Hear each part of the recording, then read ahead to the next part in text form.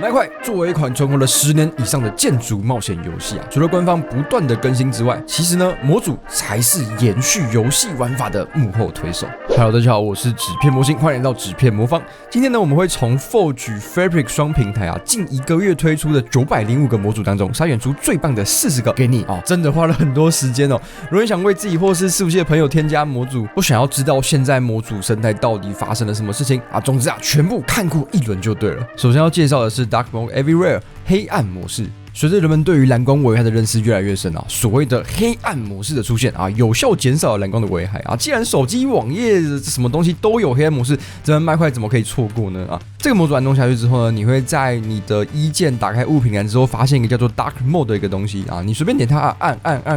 就可以切换成3种形态它可以让你的所有界面都变成黑色或是深灰色的，像是你的 EXE 点下去也会是黑色的，继续游戏点下去也是黑色的甚至右上角其他模组的界面，包含它的设定界面，全部都会变成黑色，它是一体直接置换的。所以用了这个模组，在晚上玩麦块被爸妈发现的时候，你就有个理由我玩这个东西又不会伤害眼睛，对吧？再来呢，如果我们切回生存模式，你会发现右边那个物品栏上面会多了一个很像水滴的一个符号实际上它是一个叫做真实口渴的一个新模组，因为人可以不吃食物，但是不能不喝水嘛，它是一个比较真实的东西，所以加入了口渴机制，你移动、跳跃都会消耗水分，而非饱食度。而且现在你肚子饿的时候不会受伤，口渴才会，就像现在一样。那要解决的方法也很简单拿起有水的食物吃下去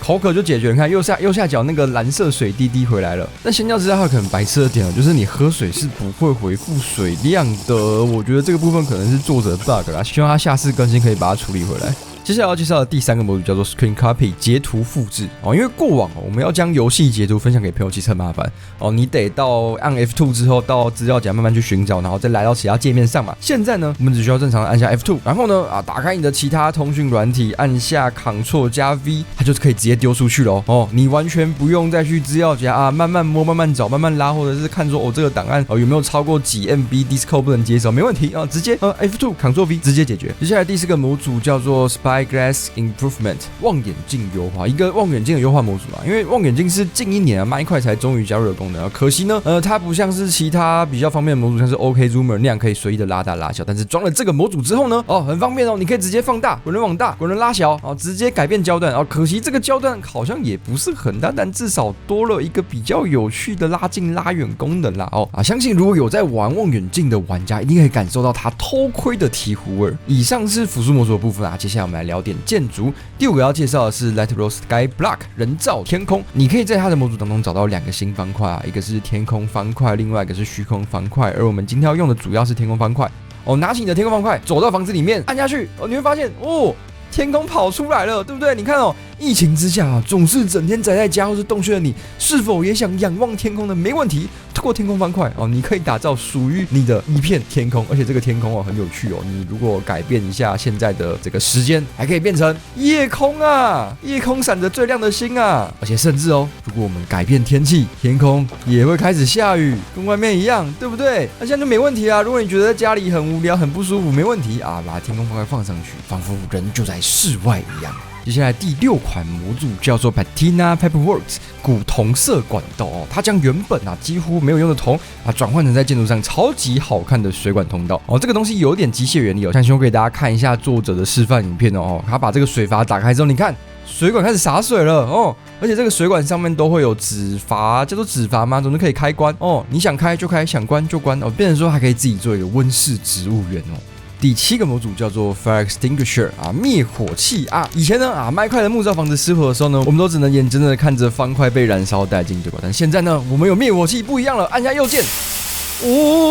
有没有瞬间灭火没错，现在透过全套防火设备，我们可以透过灭火器以及消防服来阻止火焰的蔓延甚至配合防火标志，我们可以在家中放上灭火器，以便不时之需要。接下来要介绍的第8个模组叫做 Little Logistics 水务运流，它真的可以搞一个水路运输我们还不搞个大排场，我给大家看看。首先准备个煤气船，准备个箱子，把箱子里面放上你要载送的物资，然后在煤气船都放上煤炭以及一个指示器这个指示器呢，我们先设定好要去哪个位置，然后呢把这个船头跟我们的船尾连接起来，把指示器放到里面，你就会发现见证奇迹的时刻发生了我们的船开始自己动了。实际上最基本的运输非常简单，但实际上它还有很多港口能量船等等不同的设置你各位可以再自己研究看看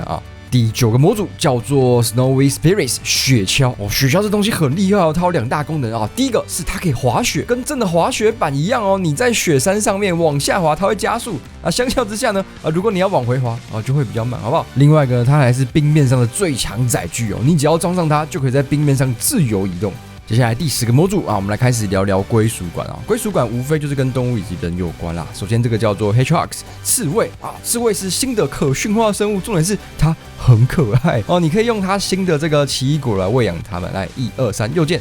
再右键，再右键啊！被驯服了。被驯服之后呢，你就可以指示它你要起立还是坐下。起立之后呢，就可以跟着我们走，但是它走得非常慢，但很可爱嘛。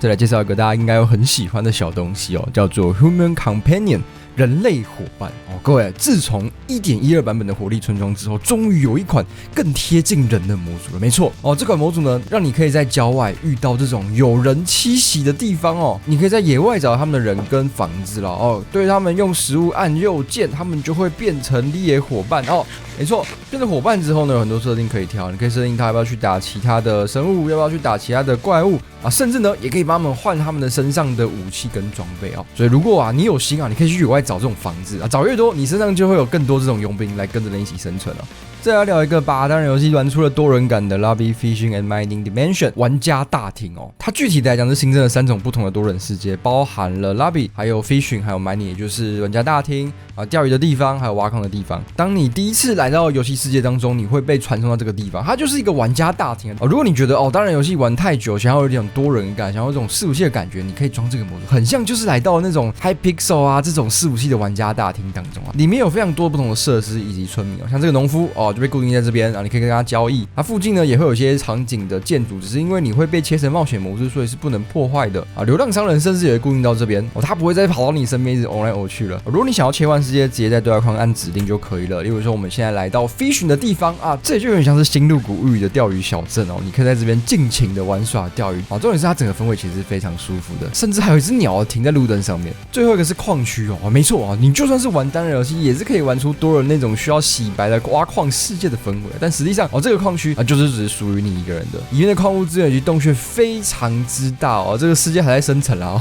等它一下。但总之，如果你跟你的朋友在主世界挖矿有抢到地方的话呢，大可来到这个大型矿区里面的矿源之多之大完全满足你们的需求。重点是它的氛围做得非常好啊，这个传送点的地方还放了一个小 NPC， 你可以跟他换一些资源，挺有那种回到家的感觉。前面聊完了归属感，接下来我们来聊聊食物吧。现在第13个要介绍的模组叫做 Cookingtology。各位你要知道原版的饼干非常无聊，饼干学就是把烤饼干这个元素完全融入到麦块的一个模组啊。具体来讲呢，现在一个饼干的生成需要在 Baker 里面使用饼干原料以及可可豆才能够烧成，而这个饼干原料就很有趣它是由面团所制作出来的，而面团呢可以加入各种不同的原料来造成不同的影响。现在一开始透过面粉加上蛋还有奶油糖生成的，而生成之后呢你可以选择你要加入更多的奶油，亦或是加入更多的面团来让它的柔韧度更强经过各种不同比例调配，它最后生成出来的效果也不一样，例如它吃的时间好不好吃，效果怎么样如果其中原料时间有错，那可能就会烤得非常难吃以上呢都是一些比较温馨的啦，接下来我们来开始进入战斗的环节首先我们要介绍的是 All in the Clever 剑袋里的一切它里面新增了非常多不同的剑啦，包含了有丢怪物的、丢爆炸的、丢水弹球的、丢一些伤害比较高的。但总之呢，有3款是比较有趣的，介绍给大家。首先是这个讯息剑矢，顾名思义就是丢出一个有讯息的剑，很有趣飞鸽传书其实显现出来就是这个样子你可以预先在制作剑的时候 maybe 在纸上面，我没有测试过maybe 在纸上面可以写一些字，然后呢射出来的讯息就会变成那个东东。而另外一个我更喜欢的其实是牵绳剑矢如果你觉得要牵生物很麻烦的话，没有问题，右键射下去，马上把僵尸村民给牢牢拉在你手中。最后一款模组独特的则是油漆剑矢对着那些有不同颜色的方块按右键射出去，你就可以把它变成那个颜色的样子。像这个应该是黄色混凝土，可以右键射下去变红色混凝土。浅绿色陶土也是一样右键射出去变成浅红色陶土。再来还有一个跟装备非常有关系的，叫做 Enchanting Overhaul 附魔大修，它让附魔这件事情变得非常的方便举例来讲如果你现在刷到你不喜欢的附魔，你想要其他东西的话呢，你可以直接使用经验来更换上面的附魔。例如你想要锋利，没问题，按下去，有没有锋利？没有，再按下去，还是没有锋利，再按下去，总之会有的一天吧。哎呦，看到锋利了，没有问题，你就不需要一直拿很多不同的武器去测试，很麻烦啦。另外呢，一个附魔当你附下去之后呢，你可以直接就地升级。例如现在你这个东西有锋利，你可以直接附到锋利2、锋利3直到顶端。同时呢，你想要附第2个附魔也非常方便哦。你想要有锋利加击退吗？没有问题，按下去。同样的击退2也是可以升级，直接升到顶端。这个附魔工具台最多可以帮你附上3种不同的附魔非常非常的方便一个附魔台直接解决一切。好的，聊完了武器接下来是时候开始冒险我们首先要介绍了一个新的生态域模组，叫做生态全扩张它具体来讲是把 1.18 所新增的苍域这个元素给新增到不同的生态域当中。像这个呢，就是白桦树森林加上苍域元素之后的结果。具体来讲，会变得色调上比较白、比较轻、比较舒服，也比较活泼一点。但我个人更喜欢的是橡树森林加上苍域后的结果。你看，它现在直接有这种苍域风格的小洞穴了如果你嫌刚刚那个太小，还有个更大的直接变成一个地下水岛，还以为我真的来到地下了耶。你看，光连项目这个东西加上苍域元素之后，都变得很多元，很有冒险感，对吧？因为这个森林不像是我们以前原始遇到的原版树林了，对吧？跟这种感觉是不太一样的。甚至还有这种奇形怪状的水晶崖以白色的方解石为基底，配上一点深白岩方块，颇有一种水晶味儿。其他生态还可以参考官方的说明像有这种很岩石系的、很绿意盎然的，还是绿意盎然，绿，还有这种沼泽系的，有没有？沙滩不是，这是刚刚的方解石系的各种不同的造景你各位可以在自己慢慢摸索看。另外还有一款是改了结构的模组，叫做 Biomes Makeover 生态域改造虽然说是生态域，但实际上是改结构包含了莽原的幽灵城镇非常有西部荒野感，还有被改造成坏村民之家的原森林大宅。你看它里面的建筑物非常之多，非常之广，每个房间都有藏怪物，感觉在里面打打杀杀也是蛮刺激的，对吧？最后只是把女巫小屋给城镇化的女巫之镇，是吗？是叫镇吗？但总之呢，女巫的家现在变得很绿意盎然，而且很大很广除了主世界之外，还有另外一个神之创作者辞职之后跑去做模组改了地狱，它叫做 Awesome Dungeon Nether Edition。地狱大改既然是作者辞职做，我们来看看到底改了什么东西。首先呢，是这个朱布林之家你可以发现原来朱布林在地狱其实是有家的，还有床，还有枕头，还有撑怪砖，有没有看到？另外是巨大绯红树绯红树我想大家应该很熟悉了但巨大化的你应该没有看过。重点是呢，顶端就有一个玉髓方块非常值得探索还有另外一个地方被我称之为烈焰宝地如它名称所述，基本上就是烈焰狮子的家这个地方由于地形的关系，应该是非常异常的难以攻略，但重点在于说它底下也有玉髓锭，而且一次还给2个，也是非常值得探索的最后一个要讲的则是黑曜石屋这个就比较有地层感一层一层的设计，非常适合玩家一层一层的击败和往上收取资源我才刚来不久各位就升了一大堆。最一开始你需要打败朱布林蛮兵，最上层你需要击败一大堆的猎人使者，最后清完怪物之后你才可以获取资源了，包含一大堆的钻石而且刚刚也已经讲过很多次的玉髓锭砖当然还有朱布林最喜欢的黄金。以上上半就是咱们这次 Forge 平台的介绍。如果你是 Fabric 用户，是 Fabric 的爱好者，该怎么办呢？没问题，我们这次也有准备10几个模组推荐给你。首先第一款模组叫做 Spiky Hub。制定精美界面打开你的游戏目录，左下角会出现一个制定的符号没有错它可以完全大幅度的调整你的玩家界面，包含了位置你可以把这 title 往旁边放， subtitle 旁边放这个东西往旁边放基本上你想放哪就放哪里还有一个预设的一些位置可以让你自己去调整。但我真的想分享的其实是作者预览图，你看它可以直接把整个界面改成新鹿谷物语的样子非常之扯，只是它没有提供素材这素材可能是版权资源。各位，这绝对是一个大有可为的模组欢迎你自己去研究一下到底要怎么样去调整。如果你有成功改成一些很酷的素材的话，欢迎留言分享给大家。那么假设现在你已经把界面都调整好，假如都调整好了，你觉得很棒，你想要分享怎么办？接下来就是我们第20个模组 Blockshot 截图分享的强项了你可以直接按 F2 就会发现这个对话窗会出现一个奇怪的东西，没问题，直接点它下去，它会帮你把这个图片上传到 Blockshot 这个网站。等它一段时间，点击它的连结，就可以直接在网页上看到你刚才截取的图片了有没有看到？这是我们刚刚按 F2 截取下来的画面，就跟我们的游戏如出一辙我接下来就很简单看你要复制它的图片，还是要下载，还是要按连结，怎么样的都随便你。总之呢，一个 F2 2下左键完全解决你截图分享的需求。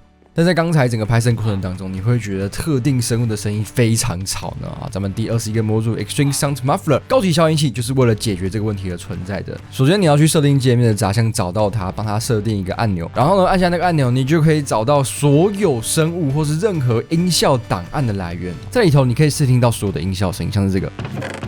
然后按下左边的静音按钮就可以把它静音掉了。那举例来讲呢，我们觉得村民很吵，我们就可以把它叫出来。然后呢，发现这个是村民的声音，然后按下静音键，接下来村民就不会有声音了。我们走到他这边看看啊，没有问题，我们不用影响到其他生物的声音啊，直接就可以把单独的村民声音给取消掉喽。那么以上就是我们这次的辅助模组啊，接下来聊聊一些装饰类的。第22个模组 Kanzashi 花圈可以直接把花放在头上哦，非常可爱。举例来讲，把红花放在我的头上，就会变成这个样子；如果把黄花放在我的头上，就会变成黄色的样子。如果把白花放在我的头上呢，毫不意外，很可爱了。你可以自己装这个模组试试看啦，就只是个把花放到头上的模组。但讲到这边，你是不是觉得哪里怪怪的？没错啦，我装了一个叫做无尽的过膝袜的模组啊，可以让你的每一个生物身上都多了一个过膝袜哦。包含所有的原版生物，村民猪鸡牛甚至包含蜜蜂它的脚上都变成了过膝袜的形式，而且是粉白相间的。我不知道你喜不喜欢这种鬼东西但我显然觉得这个其实蛮闹的啦。还没完如果你喜欢刚刚那个放花的模组的话，接下来还有一个放蝾螈的模组，叫做蝾螈帽子，可以帮助你呢把蝾螈放到头上去，就像是现在这个样子，黄色蝾螈配上奇怪的过膝袜，好恶心你还可以放各种不同的形式，粉红色也可以右键丢上去变成你的头盔非常可爱，对吧？如果你喜欢蝾螈的话，千万不要错过那么以上这些都很闹啦，接下来还有另外一个叫做 Vanity Slot 装饰外观，可以用一个国王的新衣来改变你的玩家外形举例来讲我们今天穿上钻石头盔，如果你觉得钻石头盔很丑的话呢，我们就可以用装饰外观的功能，直接把它换成皮革。你们看到变皮革了。但如果你觉得头上放着一个小装甲还是很丑的话呢，我们依然可以换成国王的帽子你依然是穿着钻石头盔但是你身上显然完全看不到甚至呢，它还有提供一套国王的新衣，你可以一一的换成身上的装备、裤子、鞋子没有问题。虽然说你身上穿着厚重的装甲，但是玩家看到你的样子显然就是一个透明的状态，完全没有穿衣服。再来第26个模组 Endemic 地方树种就比较正经一点它可以让你把树木的生长类型从树苗给脱钩，而是看生态系本身举例来讲，我们现在丛林，我手上有一个橡树树苗，还有很多的骨粉，我们试着把橡树树苗放在丛林里面，然后拿骨粉按右键狂点它就会变成丛林木的样子，有没有？它是丛林木而且另外一个差别也出现了，你应该有发现，现在我们的树其实是会慢慢长大的。当它变成一株树的时候呢，它会先从树冠生长起来，然后才会因为时间的关系渐渐长成这么大的大树。所以现在这种种树苗撒骨粉瞬间长成一株大树的形式已经不复可见了，而且甚至还会变成这种奇怪的枯树那么以上都是装饰品类型的模组接下来我们来聊聊交通首先要介绍的是第27个模组 Universal Box 宇宙通道它其实跟更好的传送门很像具体来讲就是新增一个通道，让你带到一些奇怪的异世界它能够让你通到特定的小空间，而这东西呢并不能自己制作理论上呢会从地牢或是要塞这些冒险区域找到，但我还没有实测过啦。你可以在这些小地方做你想做的事情而且如果我们把它切成旁观者模式的话，你会发现里面的东西非常之多有奇怪的熊的有奇怪的生态的，甚至还有海底世界，里面带着小型金字塔的小世界。当然还有些地方是什么东西都没有这些小据点小空间都可以在冒险途中找到它的传送口值得大家去发现。再来我们聊点动物吧。JoJo 的野生动物新增了53种超级可爱的小生物基本上你其实可以看到刚刚画面过程当中都有一些这种奇怪的小东西，对吧有时候旁边还会有这种这莫名其妙的甲虫类小怪物、小生物但实际上呢，它新增的生物种类非常非常多，我们就随便挑几个给大家看一下好了来，蜻蜓、鸟儿一些奇怪的小东西 Snake 基本上就是各种不同形态的鸟或者是甲虫有时候会有这种很可爱的小生物。基本上这个野生生物模组它不会新增任何的掉落物它就是一个算是装饰类型的东西啦陪伴在你的身旁，它不会跟你有任何的交互，你只能打它啦它也不会掉落任何的东西或者是任何的装备，更多时候是把你的生态的沉浸感给完整化。再来要介绍的是第29个模组 Global Host 全球主机和之前介绍的 Open2O 类似，都是可以让玩家建立公开伺服器的模组但这款呢更面向开发者，所以基本上我没有任何的游戏画面可以给大家看，它更多时候是提供一个 API 进行呼叫，你只要装了这个模组，工程师就有办法用这个 API 来进行伺服器的开设。如果你是工程师，或者是你对电脑很有兴趣的话，欢迎去研究这里我们就只是抛砖引玉，我相信纸片的粉丝都是牛鬼蛇神有研究出来的话呢，你可以在留言处跟大家说明一下。那么终于来到第30个模组Awesome Print。装备金属版长久以来麦块都有一个问题就是我们的装备太好制作了，你可能第一天稍微幸运一点就可以制作全套的铁装，甚至是有一些钻石装了。如果能够跟其他游戏一样，让整个制作装备的过程变得更加的困难，以获取更多的成就感，会是如何呢？而装备金属版就是这样的东西我们必须使用这个板板。假设你要制作一个铁装，就需要用到8个铁板板，而一个铁板板呢需要用4个铁进行制作，也就是8乘上4，一个铁装就需要用到32个铁才能制作。虽然说消耗很大，但也彰显了制作装备的不容易。同样其他装备也是钻石装也需要用到钻石板板，玉髓装呢只是需要用到1个玉髓板板基本上也是所需的素材变成4倍啦。但最容易的呢其实是皮革上衣啦你一样只需要8个皮革就可以直接做了，所以我相信皮革上衣的实用性会大幅度的增加。再来第31个模组Expert Weapons and Tools 武器扩展跟刚刚上一个模组很类似具体来讲是把金属武器与工具给部件化你可以看到铁剑变成了3个部件这3个部件都有不同的制作方法，但除了原版武器之外其实它多了很多不同的全新材质，能够制作出各种不同的武器以及相关的部件。跟我们的老模组 Tinker Construct 降魂来相比优点是制作方法非常简单，但也保留了降魂那样子各种部件的玩法。再来第32个模组 Spawn to Will 双持附魔它基本上它就是一个双持武器的模组原版的双持武器呢，基本上你手拿上去之后呢你按右键基本上是没有任何动作的你只能用左键用你右手那把武器挥砍。但当你附上了双持武器附魔之后呢，我们按下 F 把它放到左手上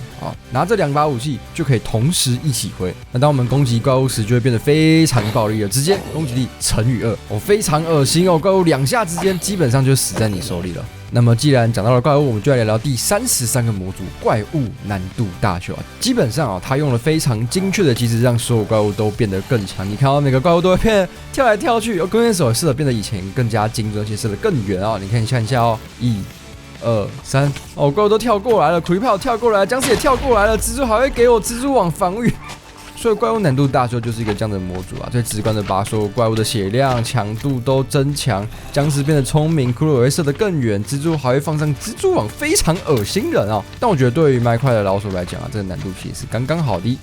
有了怪物之后，我们来聊聊洞穴吧。Cave Tweaks 洞穴调整，直接把洞穴大改我们开旁观往下看，你会发现什么叫做真正的错综复杂。你看这些洞穴，你想象一下你麦块原版洞穴，再想象一下现在你看到这个景象，虽然说有点暗，但是不是有一点太复杂了？没有错，这才是洞穴应该要有的真正形态嘛。各种蜿蜒曲直，错综在各个道路之间，宛如迷宫一样非常值得让人家探险甚至你打开你的模组列表的设定集当中，你还可以自己去更动这些洞穴的设置所以当你测试过后，如果有觉得洞穴哪边需要再调整，例如说你觉得太错综复杂，或是太小，或是太大都可以再去做设定。那么以上如果你觉得太简单的话呢，欢迎来试试最后一个第35个模组 Chunk by Chunk 一格方块生成理论上应该叫做一块方块生成，因为它实际上就是给你16乘16一个区块的距离，让你可以在里头冒险，但实际上它的扩充性是非常大的实际上如果我们来到最底层，可以找到一个箱子里面放着我们的区块核心或者说所谓的世界核心。透过这个世界核心，我们可以制作出不同的区块生成器来扩展你的游戏世界。所以这模组其实就是把我们的游戏世界或者所谓的生存变成了另外一种玩法。随着你游戏进度的深入，你就可以慢慢扩展你的世界，或者说拯救你的世界。如果你对于麦块其实已经有点腻的话，欢迎装上去自己挑战看看。好，那么以上就是今天的介绍啦，希望你会喜欢。企划工程中有删掉几个，但是全部加起来其实是有42个模组左右，这边会再整理成表单分享给大家。总之希望你喜欢其实这么多模组当中，如果至少有一个对你有帮助，其实就很好了所以如果你有安装成功，记得留言跟我回报一下，我很开心的。我是纸片，咱们下次再见喽，拜拜。